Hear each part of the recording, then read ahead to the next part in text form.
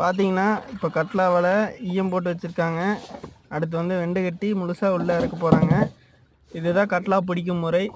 கட்லா பிடிக்கிறதுக்கு இதை விட வேறு வழியே இல்லைங்க. ஏன்னா கட்லா வந்து 4 கிலோ சைஸில் ஆயிடுச்சுன்னா ஆழத்தில் தான் இருக்கும். ஆழத்தில் இருக்கிற மீனை அரெஸ்ட் பண்ணணும்னா நம்ம மால் தான் போடணும், பார்த்துக்குங்க.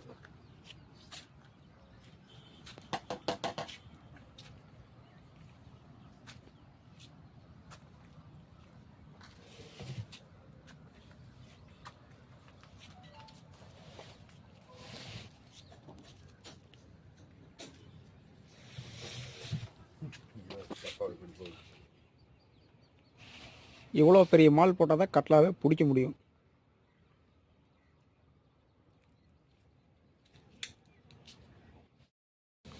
இவர் தான் கட்லா கருப்பு.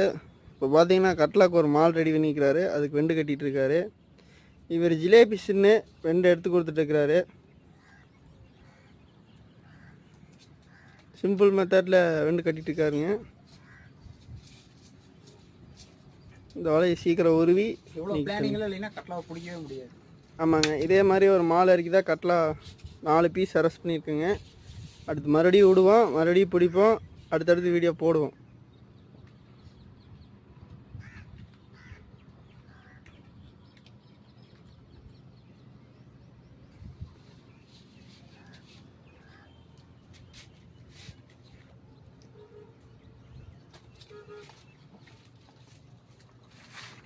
அந்த ஈயம் போடுற ஜூம் பண்ணி எடுக்கணும் கரெக்ட்.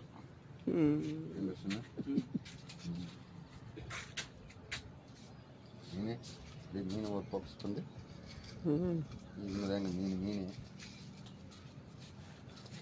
இவங்க தாங்க எங்கள் மீன்.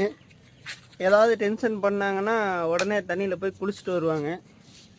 இப்போ எதுவும் டென்ஷன் பண்ணல, காலையிலேயே குளிச்சுட்டாங்க.